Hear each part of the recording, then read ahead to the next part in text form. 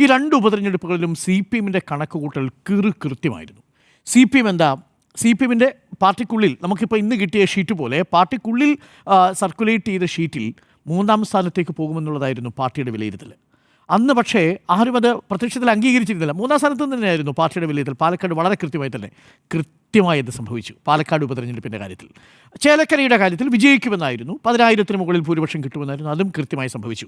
അതേ മെത്തഡോളജിയിലാണ് C P M ഈ കണക്ക് തയ്യാറാക്കിയിരിക്കുന്നത്. എന്ന് പറഞ്ഞാൽ തങ്ങൾക്ക് കിട്ടാൻ സാധ്യതയില്ല എന്ന് 50% സംശയമുണ്ടെങ്കിൽ അതിനെ ഒഴിവാക്കിയിട്ടുണ്ട്. അപ്പോൾ തങ്ങൾക്ക് കിട്ടിയ വോട്ടുകൾ മാത്രമേ അവർക്ക് ഇതിനകത്ത് ക്രോഡീകരിച്ചിട്ടുള്ളൂ എന്നുള്ളതാണ് സി പി എം പ്രവർത്തകർ പറയുന്നൊരു ആത്മവിശ്വാസം.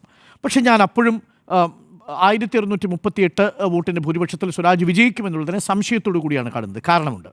ഇനി മറുഭാഗത്ത് യു ഡി എഫിൻ്റെ ആത്മവിശ്വാസം 12,000 മുതൽ 15,000 വരെ വോട്ടിൻ്റെ ഭൂരിപക്ഷത്തിൽ ജയിച്ചേക്കാമെന്നുള്ളതാണ്. ആ ആത്മവിശ്വാസത്തിന് ലോജിക്കുണ്ട് എന്നുള്ളതാണ് ഞാൻ മനസ്സിലാക്കുന്നത്. മൂന്നാമത്തെ പ്രധാനപ്പെട്ട കാര്യം, ബി ജെ പി തങ്ങളുടെ വോട്ട് വിഹിതം വർദ്ധിപ്പിക്കുമെന്നുള്ളതാണ്. ആ കണക്ക് തെറ്റും എന്നാണ് ഞാൻ മനസ്സിലാക്കുന്നത്. 8,500 കഴിഞ്ഞ തവണ അശോക് കുമാർ പിടിച്ച വോട്ട്. അത്രയും എത്താൻ ബി ജെ പിക്ക് സാധിക്കില്ല. നാലാമത്തത് പി വി അൻവർ 25,000 വോട്ട് പിടിക്കും എന്നാണ് പറയുന്നത്. അത്രയും വോട്ടും പി വി അൻവർ പിടിക്കാൻ സാധ്യതയില്ല എന്നാണ് ഞാൻ മനസ്സിലാക്കുന്നത്.